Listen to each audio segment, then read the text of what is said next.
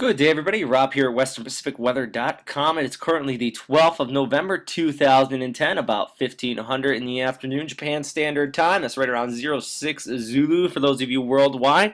And starting here in the north and moving our way south, we have an area of low pressure moving over Russia right now and extending cold front alpha that moved over to Sea of Japan today. Saw some area of precipitation over much of the west coast of Honshu here, but that looks like it's basically dissipated. Now, off of that, though, there is a stationary front south of Honshu here, and some of the Ryukyu Islands and Kyushu here, and seeing some isolated rain showers from that with some overall gradient-induced winds associated with it. And also just west of here, off the map in the Bay of Bengal, we still have that invest out there. But today, though, the main topic of concern is this invest rate in here. Actually, TCFA now 90 whiskey, moving to the north very slowly, almost actually stationary at this time. But JMA is actually already calling this a tropical depression on it.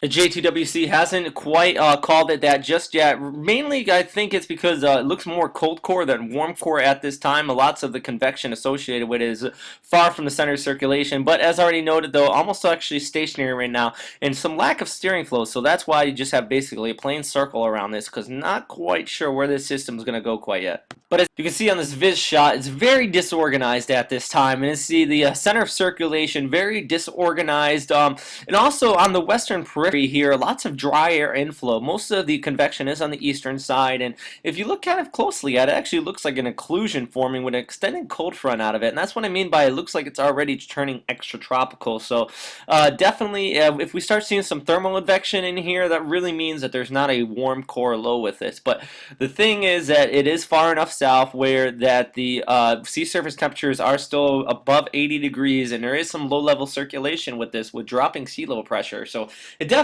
warrants us of some watching overall, because even if it does not become a warm core low, it still looks like it's going to develop into some system, probably likely a subtropical system, and could bring some heavy rainfalls to the southeast coast of China here, Taiwan, or the Philippines. Now, where I think this is likely going to go, though, if it does develop any more, is to the northeast with these upper level winds here, likely bringing some precipitation to northern Luzon and much of Taiwan here as it travels up through the Luzon Strait right in here.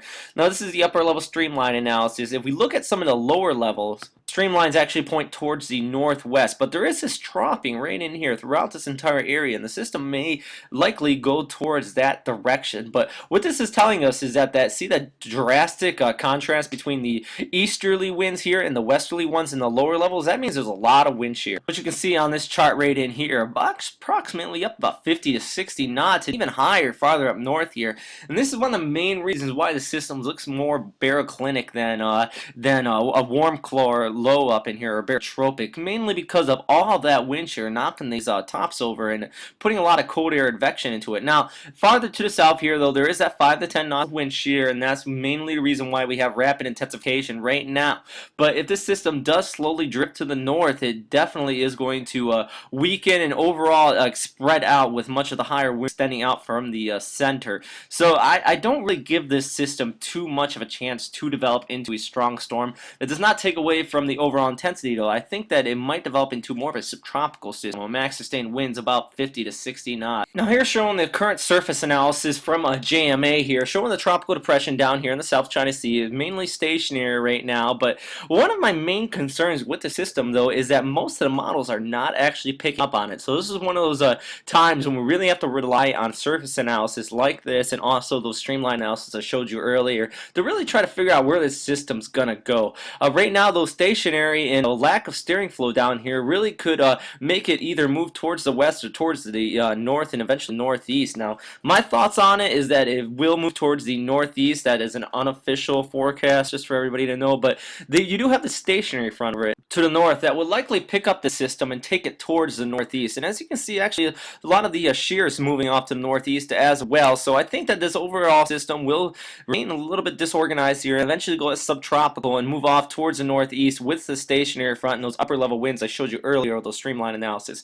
So mainly, I'm looking at a lot of rain for Taiwan, southeast China here, and northern Luzon right throughout this entire area. But the overall intensity up to a tropical storm and typhoon don't really look like it's going to make it that high right now. But definitely an area we still need to watch very closely, because there's a lot of rapid intensification with this, and as we all know, tropicals can really surprise us out there, but right now not quite strong enough to warrant that tropical depression name to put on it from JTWC, it looks like here. But moving farther out to the west here into the Indian Ocean, we still continue to have Invest 99 Bravo here just west of the Andaman Islands. Now, it is very disorganized, but there is still a ton of convection here all throughout this entire area, just northeast of Indonesia here. And that really is the reason why we're still continuing to watch this right now. But many of the models I've been showing GFS and no gaps the last few days have really backed off on the system. And it looks like right now, though, it is going to drift to the northwest, mainly as this big blob of convection. And that's not really a meteorological term that you should use, but that's really what's quite going to be bringing a lot of rainfall here in southeast India and Sri Lanka in about 24 to 48 and possibly 72 hours out. So definitely still need to watch this area for possible development. Really does not look like it is going to develop too strong at this time, if at all. So that is all for today, everybody. I will have another update this evening if this area down here develops any more. But for right now, though, it looks like by tomorrow morning I'll have another update. And also, thank you for tuning in to WesternPacificWeather.com, though. If you have any questions, comments, or suggestions, please email them to me or put them into the Facebook box to the right. And also, you can comment if you are watching this on YouTube. Also, plenty of meteorological discussion on this system at storm2k.org. A whole thread on this system there as well. So, thanks once again for listening. Stay safe out there, everybody, and I'll see you later. Bye.